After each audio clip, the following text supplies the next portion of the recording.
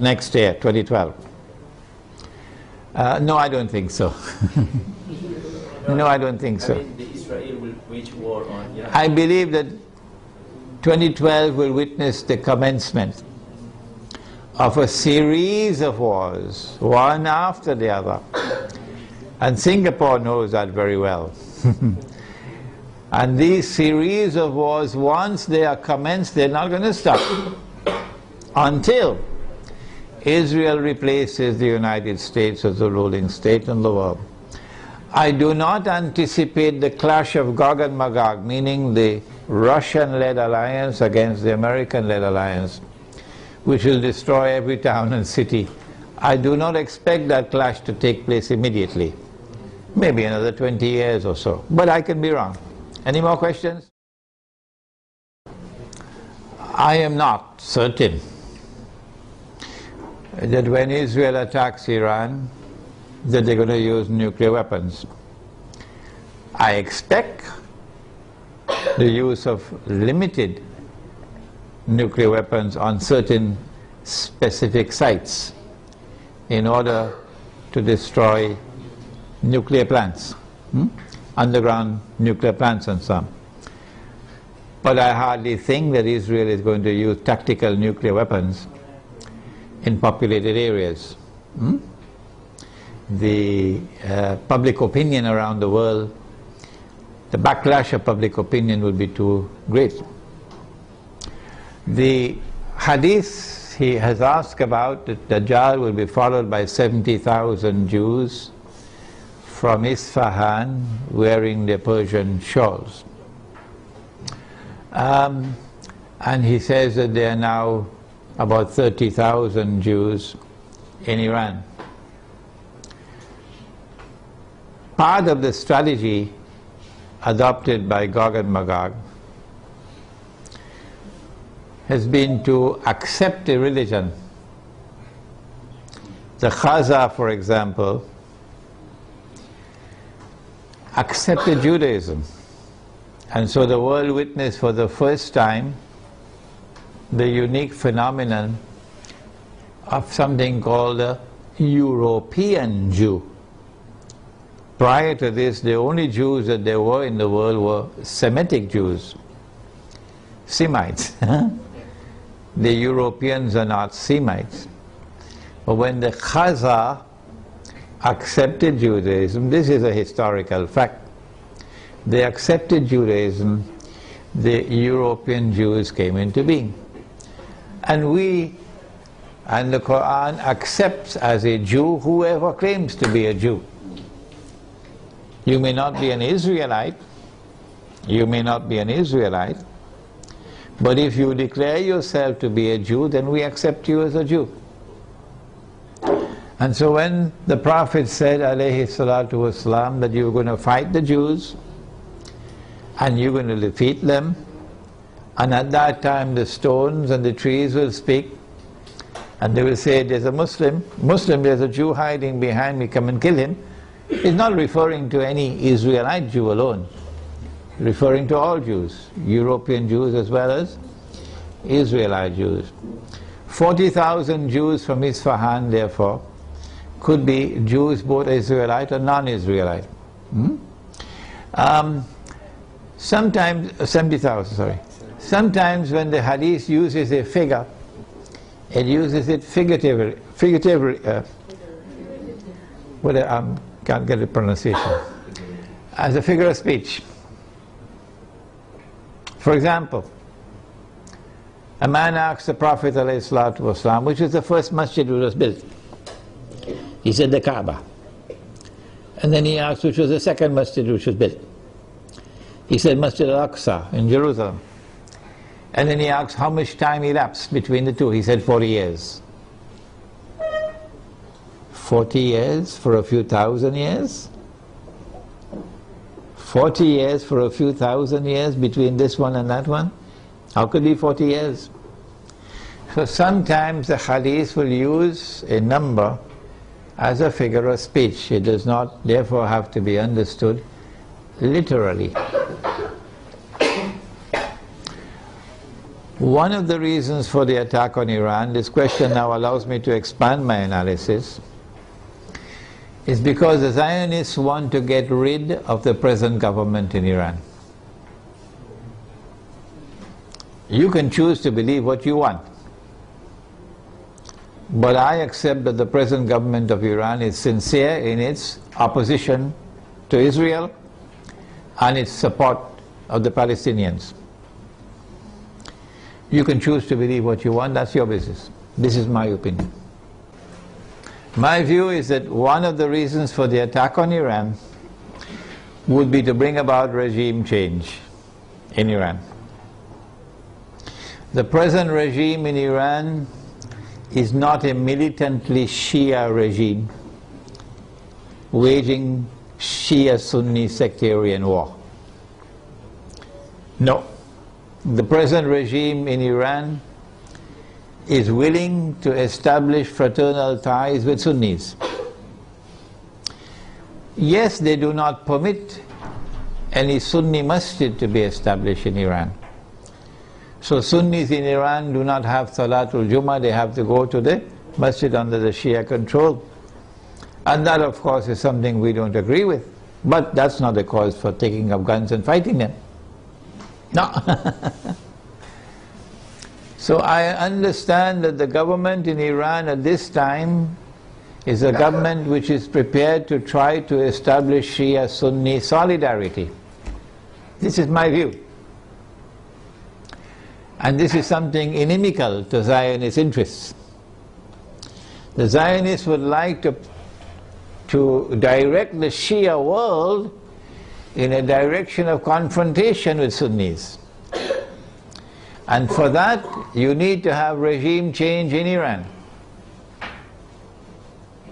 And if they succeed in that regime change by attacking Iran, they will want a new regime to emerge in Iran, which will be militantly sectarian and facilitate the emergence of a civil war between Shia and Sunni. At that time, if this succeeds, then I believe we'll see the fulfillment of this hadith about Dajjal being followed by 70,000 Jews from Isfahan wearing their Persian shawls. Any more questions?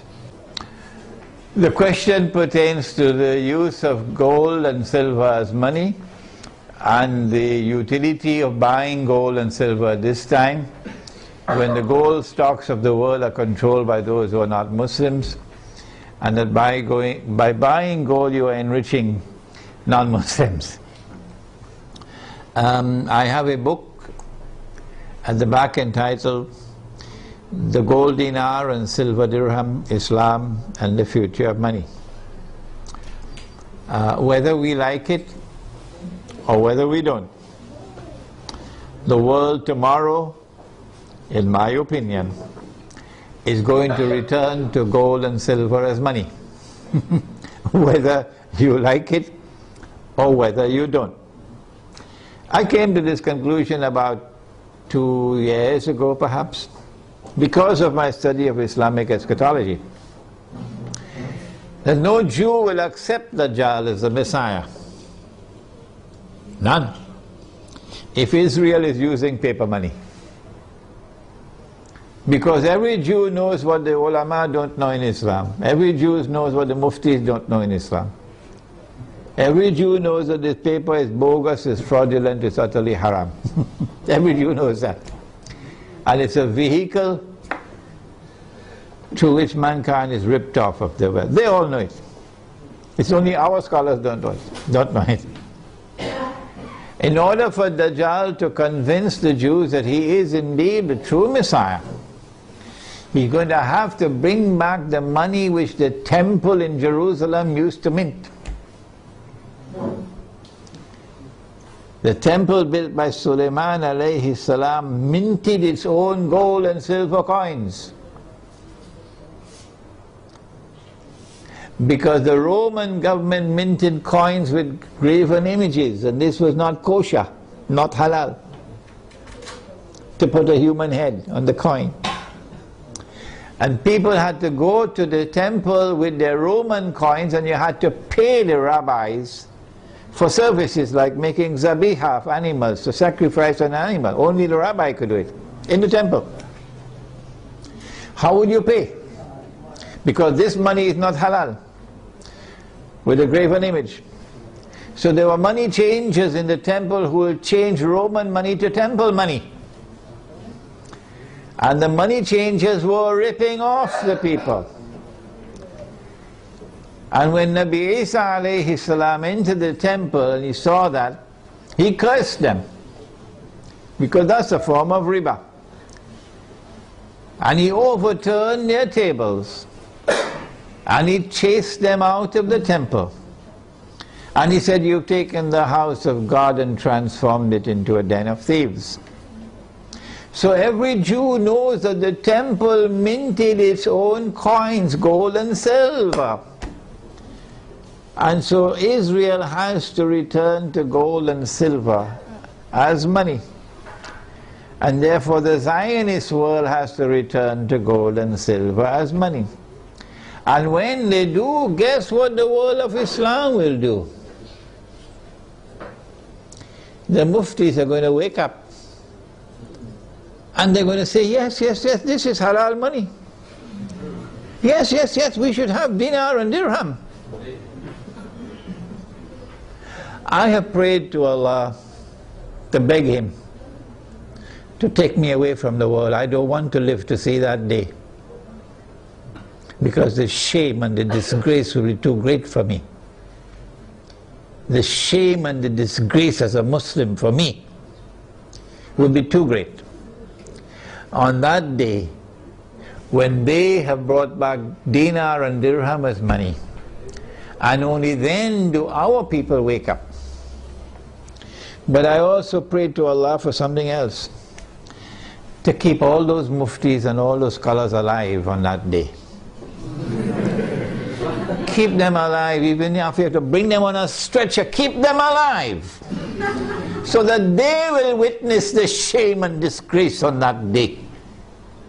Those who today, up to this day, they are not prepared to say that this paper money is bogus, it's fraudulent, it's utterly haram. Keep them alive to that day. So whether we like it or whether we don't, gold and silver is coming back as money.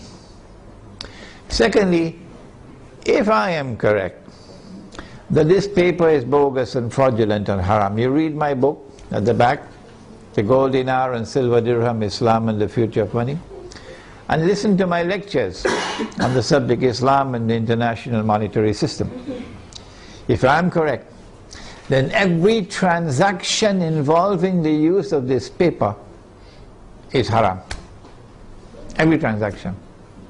So you pay your zakat, it won't be accepted. You give charity, it won't be accepted. You have nikah and you give the dowry, it won't be accepted. You use this to perform your hajj, it won't be accepted. Every transaction will be haram. Well then what do? You have to return to halal money. Halal money is first and foremost dinar and dirham. In the event that dinar and dirham are in short supply in a market, then halal money would be commodities of food consumption, which are in abundant supply in the market, which have a shelf life, and which has intrinsic value created by Allah Himself. Any more questions? The Prophet said that the time will come when you will not be able to find a single person in all of mankind who will not be consuming riba. Are you aware of this?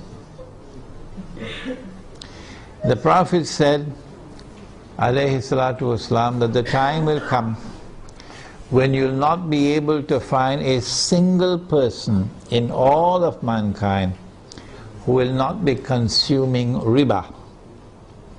And whoever declares that he is not consuming riba, verily the dust of riba would be upon him. Verily the vapor of riba would reach him. So it is not possible for us to escape completely. But in Surah Al-Taghabun of the Quran, Allah says, اتقوا الله ما استطعتم.